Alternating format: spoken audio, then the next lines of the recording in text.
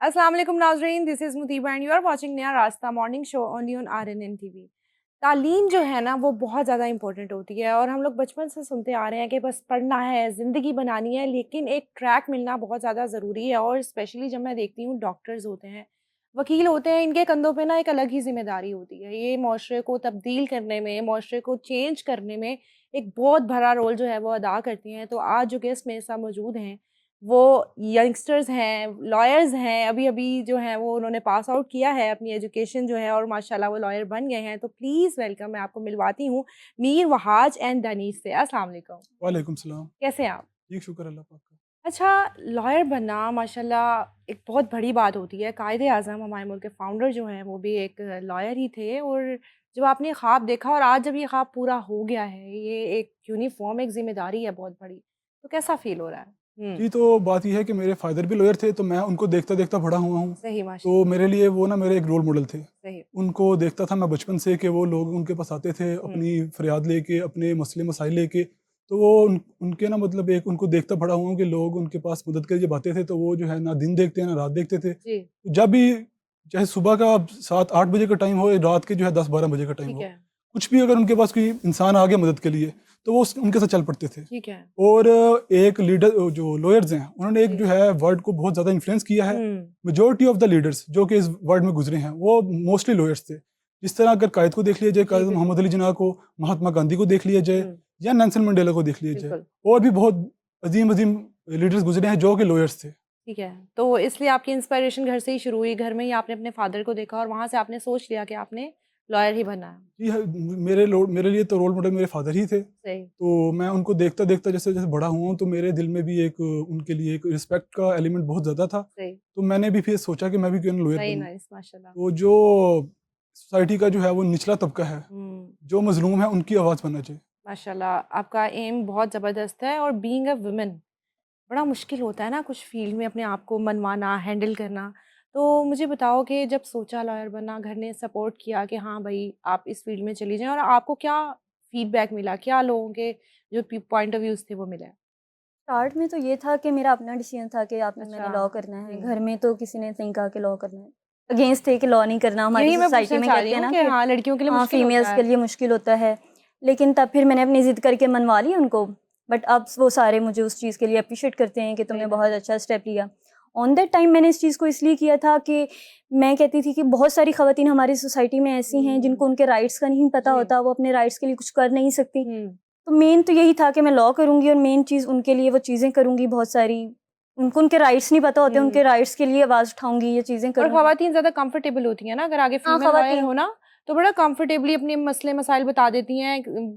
अगर मर्द हो तो वो सामने थोड़ा ना हाँ जी, थोड़ा घबराती हैं, चीज़ों को होती हैं। हिचकिचाती हैं वो उस चीज़ को कहते हुए भी, तो इस बताते चीज़ को हुए भी आपने ना। देखा कि ख़वातीन ज़्यादा कंफर्टेबल होती हैं आपके साथ? जी, हुँ। ज़्यादातर ख़वातीन ही कम्फ़र्टेबल होती हैं। अच्छा मुझे बताएँ जो स्टूडेंट्स हैं समझ नहीं आ रही होती ना बच्चों को कि कौन-सी फ़ील्ड में जाएँ, क्या करें? डॉक्टर बनें, लॉयर बनें, इंजीनियर बनें, क्या करें?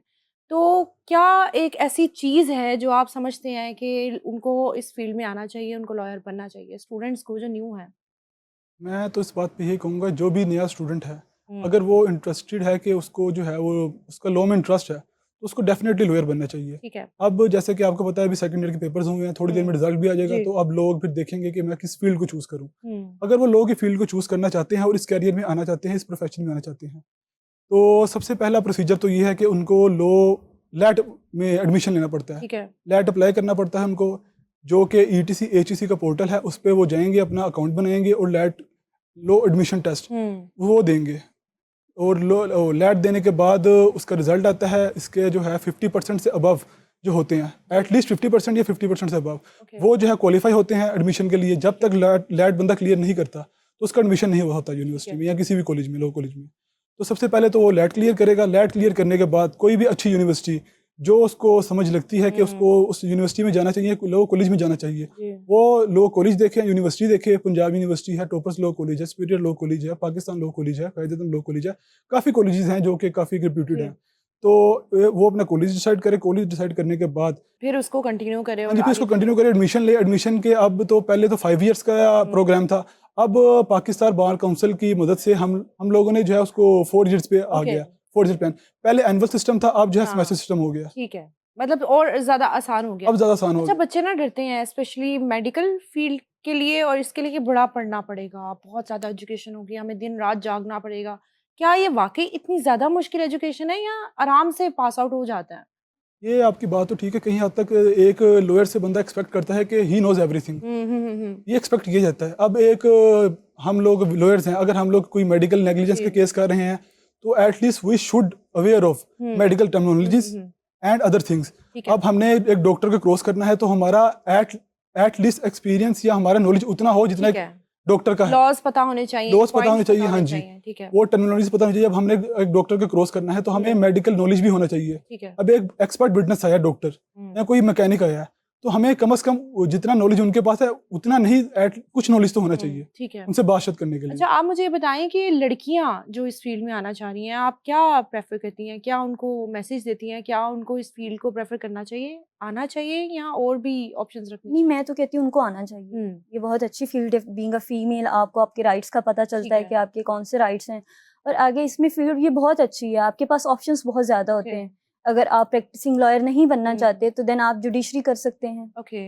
प्रोसिक्यूटर बन सकते हैं, हुँ। बहुत सारी फ़ील्ड्स हैं इसमें आगे। अच्छा, लॉयर बनने के लिए क्या सख्त होना लाज़मी है एक नहीं, पर्सनैलिटी में कि भई ये सख्ती जो है फिर ही लॉयर बन सकते हैं, या फिर हर कोई बन सकता है? मेरा नहीं ख़्याल कि उसके लिए आपको सख्ती की ज़रूरत है या किसी भी हाँ। चीज़ की ज़रूरत है। आपको पहले तो नॉलेज होना चाहिए हर ओके। चीज़ का। आपके पास नॉलेज होगा तो ही आप बात कर सकते हो, हुँ। अपना पॉइंट ऑफ व्यू आप दूसरे को बता सकते हो। जब ये चीज़ें होती हैं तो उसके लिए नहीं, आपको सख्त नहीं अच्छा, होना चाहिए। फ़ील्ड तो ये लड़कों की है ना, बंदे ही बंदे हैं, हम कोर्ट चले जाएँ, कहीं चले जाएँ, तो बहुत ज़्यादा मेल की जो क्वांटिटी है मेल वो होती है। डोमिनेंट। एग्ज़ैक्टली, तो उसमें क्या लड़कियों का अपने जगह बनाना आसान है या ज़्यादा मुश्किल है?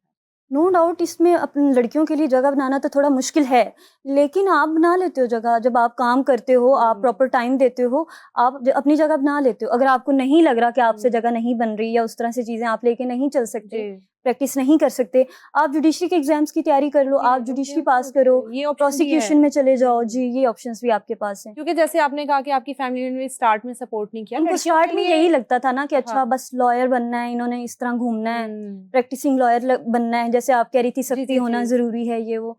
देन मैंने उन्हें बताया था कि मैं जुडिशरी भी कर सकती हूँ, ओके। मेरे पास प्रोसिक्यूशन में भी है। कि आपके पास इन्फॉर्मेशन पूरी थी। जी, इन्फॉर्मेशन पूरी तो आपने उनको कन्विंस किया कि कन्विंस भई किया। मैं कर सकती हूँ। जी। अच्छा, अगर इनकम के पॉइंट ऑफ व्यू से देखा जाए तो क्या एक लॉयर अच्छा स्टार्ट में कमाना शुरू कर देता है या उसको बहुत टाइम लगता है? ये स्टार्ट में तो सीनियर्स ना एक काफ़ी ना मतलब इशू है इस फील्ड ओके, का। ओके। स्टार्ट में जब एक लॉयर नया नया पैदा होता है, मतलब जैसे हमारे पास लाइसेंस आया है, तो वो हमारा जो है ना लॉ करियर तब से स्टार्ट होता है। ठीक है। तो शुरू शुरू में तो ना सीनियर्स काफ़ी हैं कि जो पे नहीं करते। ओके। ये एक बहुत बड़ा इशू है, हमें भी शुरू शुरू में थोड़ा बहुत फेस करना पड़ा है इस इशू को। हुँ। ये लॉयर्स पे नहीं करते, जो सीनियर्स हैं वो फ्री काम करवाते हैं, इधर भेजो उधर भेजो, ना एक्सपेंसेस देते हैं कुछ। तो ओके। ये इशू है, पर बात ये भी है कि 1 साल, एक्सपीरियंस। हाँ जी, 1 से 2 साल की मेहनत है, वो इंसान करे, काम सीखे, काम सीखने के बाद डेफ़िनेटली हर फ़ील्ड जो है वो पे ऑफ करती है। ये ओके। फ़ील्ड भी पे ऑफ करती है। अब आप अगर कंपेयर करेंगे कि एक जो बंदा जिसकी 1 साल की प्रैक्टिस है जी। और जिसकी 40 इयर्स की प्रैक्टिस है, उसके उनके अंदर काफ़ी इनकम गैप होगा। Okay, okay. अब कुछ लॉयर्स कमाने को जो है महीने में लाख-लाख भी कमाते हैं, हुँ। कुछ करोड़-करोड़ भी कमा लेते हैं, okay. Depend on the case and their clients. आपका फ़ेवरेट लॉयर कौन है? आप किसको देख के इंस्पायर होते हैं कि भई यहाँ तक पहुँचना है? एज़ सच तो जैसे मैंने आपको पहले बताया कि मेरे रोल मॉडल तो मेरे फादर थे। जी। बचपन से उनको देखता बड़ा हूँ। बाकी और भी काफ़ी जो हैं वो बड़े-बड़े लॉयर्स गुज़रे हैं। हुँ।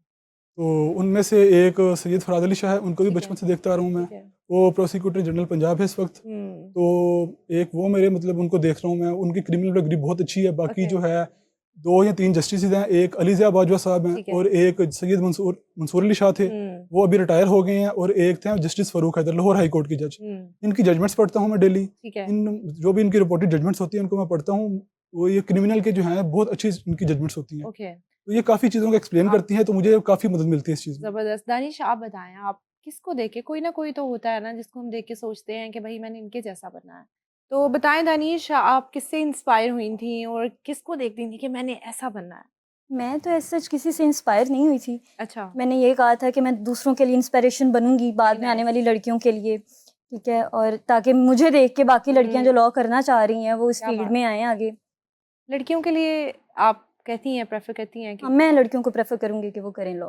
नहीं, बहुत ज़बरदस्त। और जब लड़कियाँ किसी फ़ील्ड में आगे बढ़ रही होती हैं ना, उनको ज़्यादा थोड़ा टफ़ टाइम देखना पड़ता है। जी। लेकिन आप जैसी लड़कियाँ माशाल्लाह इंस्पायरेशन होती हैं बहुत सारी लड़कियों के लिए, और इसी तरह जो है आप मुल्क का नाम रोशन करती रहें।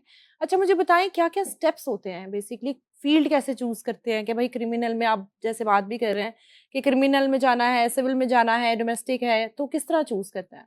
शुरू में तो जब एक लॉयर अपना लाइसेंस लेता है तो उसको हर काम करना पड़ता है। अच्छा, सारा कुछ कवर जी, करना जी। पड़ता है। जो ओके, केस आ जाए उसके पास ओके। वो कभी मना नहीं करता, क्यों? क्योंकि उसने एक एक्सपीरियंस लेना है, उसने जो है प्रैक्टिस करनी है, उसने हुँ, काम सीखना है।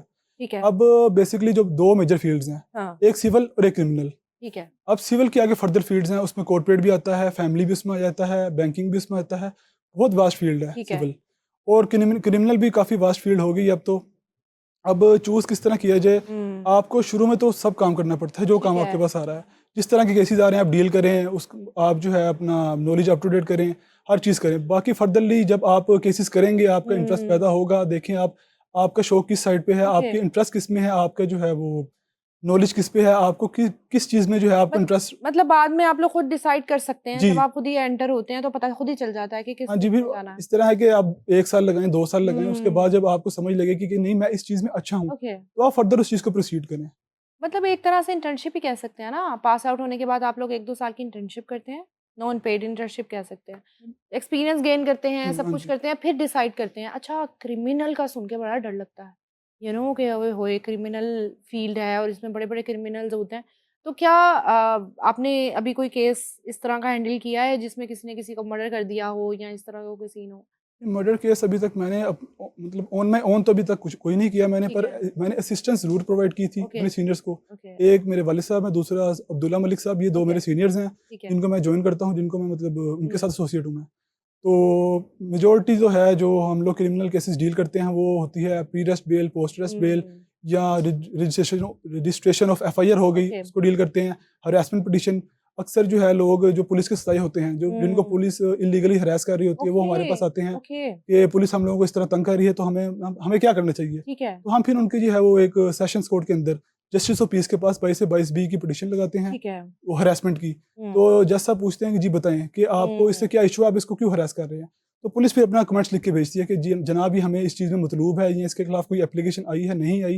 वो पूरा एक चीज़ लिख के भेजते हैं। अगर तो कोई एप्लीकेशन हो, तो जज साहब कहते हैं कि आप जो है इसको फिर एप्लीकेशन को प्रोसीड करें, इसको इनको तंग ना करें इस तरह। ठीक और है। अगर एप्लीकेशन कोई नहीं है, तो जैसा फिर ऑर्डर करते हैं कि अगर इनके खिलाफ ना कोई एप्लीकेशन है, ना कोई एफआईआर है, ना कोई और जो है मटेरियल आपके पास तो फिर अवेलेबल है, क्यों तो तंग कर रहे हैं? क्यों तंग करें, इनको तंग ना किया जाए। ठीक है, फर्दर फिर भी अगर तंग करते हैं, तो फिर जो है वो एक कंटेम्प्ट ऑफ कोर्ट भी हम फाइल कर सकते हैं ओके। कि जज साहब की, मतलब जो जज साहब, सेशन जज साहब ने जो ऑर्डर किया है, उसकी जो है ये खिलाफ वर्जी कर हुँ। रहे हैं, पुलिस वाले बाज नहीं आ रहे हमें हरास करने से, तो हम उसके फर्दर कंटेम्प्ट में भी जा सकते हैं। अच्छा, अगर कोई बहुत स्ट्रॉन्ग पार्टी होती है और वो आपको पता होता है झूठ बोल रही है, सही नहीं बोल रही है, तो आप किस तरह चीज़ को हैंडल करते हैं? किस तरह केस आगे आपको क्या यूनिवर्सिटी में ये चीज़ पढ़ाई जाती होगी कि भई अगर आपके पास कोई आया है क्रिमिनल, वो झूठ बोल रहा है, लेकिन आपने उससे उगलवाना है, चीज़ें करनी है, तो वो सारे केस को किस तरह हैंडल करते हैं? लेकिन डेफिनेटली जो भी हमारे पास आता है, वो हमें पूरा सच नहीं बताता। हुँ, वो बीच में जो है उसके फेवर्स में बातें होंगी, हमें वो बताएगा, क्योंकि ये कहते हैं, काफ़ी लोग कहते हैं कि डॉक्टर और वकील से कुछ नहीं छुपाना जी, चाहिए। तो हम लोग भी उनको, क्लाइंट्स को यही सजेस्ट करते हैं कि जो सच है हमें बात वो बताई जाए। ठीक है। और क्लाइंट जो है वो बातें हमें वो बताता है अक्सर औकात, कि जो उनके फेवर में हो और दूसरे हुँ, के जो है वो अगेंस्ट ओके, हो। ओके। तो वो बताई जाती है हम लोगों को बात। फिर ये एक अच्छे वकील का काम ये है कि वो अपने क्लाइंट को खुद असेस करे कि वो सच बोल रहा है, झूठ बोल रहा है, और क्या वो जो बात बता रहा है वो ठीक है कि नहीं। ठीक है। कुछ जो है वो सर्कमस्टांसेस एविडेंस देखे, जो क्लाइंट हुँ, बात कर रहा है वो बात थ्रू डॉक्यूमेंट्री एविडेंस से कोई एविडेंस कोई दे रहा है, कि आपको बता रहा है कि यार ये इस तरह जी, कुछ इसने आपको दिखाया है कि जिससे वो बात अपनी प्रूफ कर सके, ठीक है। तो ही उसकी आप बात को जो है वो जस्टिफाई कर सकते हैं। वरना मैं वरना नहीं। फिर प्रॉब्लम होती हाँ है, जी, केस डिले होता है, चीज़ें होती हैं। ऐसी ऐसी है। लेकिन आपका बेसिकली ये कहना है कि जो लोग इस फ़ील्ड में आना चाहते हैं, वो ज़रूर आएँ जी, और जी। अपने आप को रेडी करके आएँ, क्योंकि वो एक तरह से अपने मुल्क को सर्व कर रहे हैं, राइट?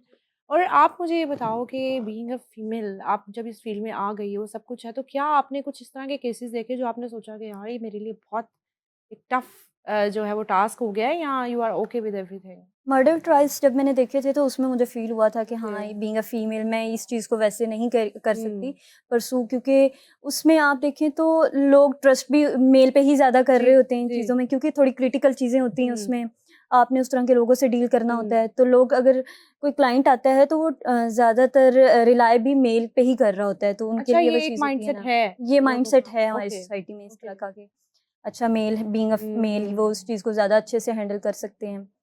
बाकी तो एज़ सच सिविल में ज़्यादा है, ठीक है। फीमेल्स का सिविल में बहुत तो अच्छा आप चल क्या रहा है। करो, कौन सी फील्ड में जाना पसंद करोगे, कहाँ? अभी तो मैं सिविल ही कर रही हूँ और ओके, सिविल को ही करूँगी सिविल आगे। को ही करेंगी। और जी। क्या मैसेज देंगे जो स्टूडेंट्स प्रेफर कर रहे हैं बट अभी डिसाइड नहीं कर पा रहे हैं कि उन्होंने किस फील्ड में जाना है, लॉ करना है नहीं करना है, तो आप क्या कहते हैं कि लॉ करना चाहिए?